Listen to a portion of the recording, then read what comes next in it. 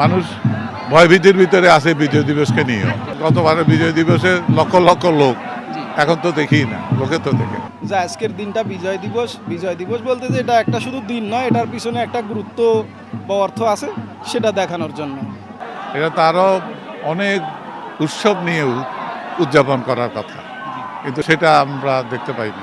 এখানে এসে অনুভূতি ভালো লাগছে। এখানে আসছি আমি মূলত আমার ছোট বাচ্চাদেরকে দেখানোর জন্য যে আজকের দিনটা বিজয় দিবস বলতে যে এটা একটা শুধু দিন নয়, এটার পিছনে একটা গুরুত্ব বা অর্থ আছে, সেটা দেখানোর জন্য।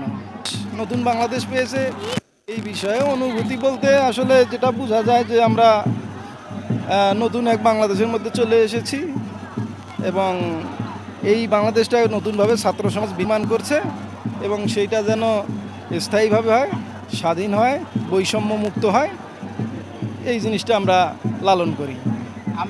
আমরা বলি এই সরকার মহান মুক্তিযোদ্ধা ইতিহাস, সঠিক ইতিহাস ওনারা লেখক ও মানুষের সঠিকভাবে এই দেশকে পরিচালনা করুক, সকলে যেন সকলের অধিকার নিয়ে কাজ করতে পারে,